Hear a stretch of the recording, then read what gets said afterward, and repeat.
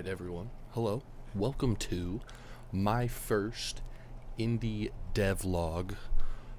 Today I'm going to be showing you guys, as you guys can already see, the game here looks way different than anybody has ever seen so far. Only I've seen this. This is the update that will be pushed today, and we have quite a bit to go over here. So first things first, there's some pretty obvious like aesthetic changes to the map, right?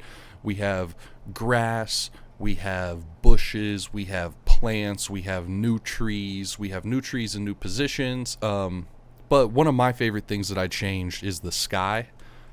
So we have new clouds. We changed the clouds that were already there. The low ones actually will move really fast now. I don't know if really fast is the best word really, but they move as fast as they will go. I thought that was a really cool mechanic. It's just kind of a background thing that helps bring some life into the map, right?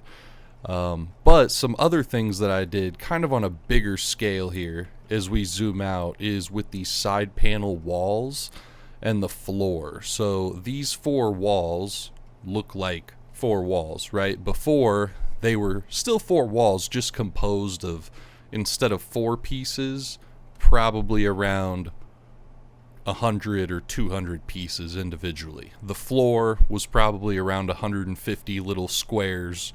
Now it's just one giant big tile. So hopefully that helps with performance and just making things run smoother, look smoother on the ground, all that sort of stuff. I figured it wouldn't hurt, right? It may not help anything at all, but it's definitely not going to hurt anything either. We'll look a little bit more here at the trees that were added. We kind of have some weird shadows that show up on the map here when we zoom way out. This is just the grass when we're really zoomed out. They're not rocks. It's nothing that you can collide with. It's nothing to worry about. But let's see if we can kind of hit a sweet spot here where some of these start to disappear and we can still see most of the map. I don't think so. But right here, as you guys can see, there's these new trees, these giant oak trees on the map. I actually scaled them down a little bit so they weren't too big, and they still kind of fit the scale of our map. But these are going to help kind of build our lanes a little bit. Since I added 2 trees to each side, if we spin around, it should look pretty similar over here. 2 trees on each side. I actually moved these middle trees around just a little bit, and all of this is just kind of balanced. As you guys can see, we still have the middle lane of the map going here. It's broken up by the big hill in the middle still.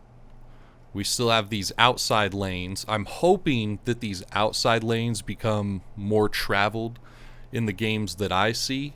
A lot of the fights seem to go towards the middle hill, which isn't a bad thing, but I want to see people utilize the whole map. So with these trees and with some of this new cover on the edge, lots more rocks, lots more texture. I'm hoping some people can hide around here, but these big oak trees really give the best cover in the game, I think. Okay, next up, I'm super excited about this part of the update here. We have these new structures. I have new ones here, kind of the back bases. As you guys can see, it's all deconstructed, kind of torn apart buildings. We have the nice rebar showing. We still have the same stair system. There's not any real change to the stairs, but the structure itself is a little bit smaller back here. The stairs also have a gaping hole in them now that you can fall through. So destructed, kind of salvaged, whatever you want to call it, destroyed, post-apocalyptic buildings. We have those for all of the structures now. So the ramps, same thing. The ramps are a lot shorter. They also have broken tops. And then over on the sides, again, same thing here, where these structures were just kind of the solid walls. Now they're broken apart to kind of fit those other pieces of the map. And these ones on the side are much smaller. This is a spot where a ton of people have been camping. A ton of people have been camping back here. And that's one thing that I want to avoid in this game at all costs, is like heavy camping. This is the one spot I've seen it, is behind these corner posts. It's going to be a lot tougher now. They are a lot smaller.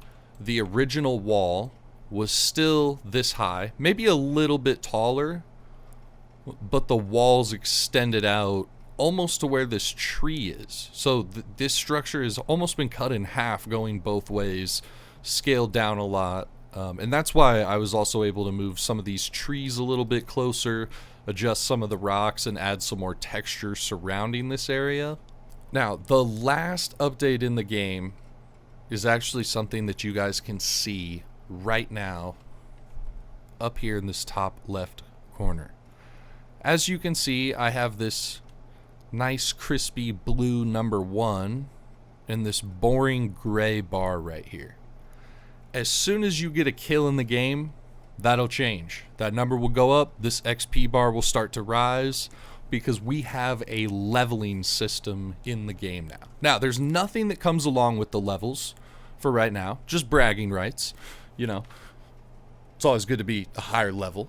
Proves something, right? But as leaderboards are coming out and getting fixed in core, we'll be able to kind of implement this leveling system with the leaderboard, with weapon skins, all sorts of stuff. So really excited about that. That's going to release today during the update as well. I'm excited to see who gets the highest level this weekend. We'll see.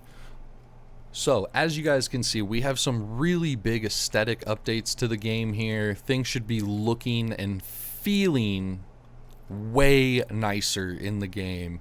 And that's something that's always going to level up and kind of progress as we go forward.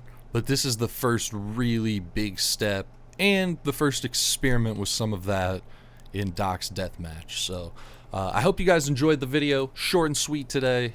I hope you guys enjoy the game even more. You can catch me playing today and the rest of this weekend and this week. See you out there.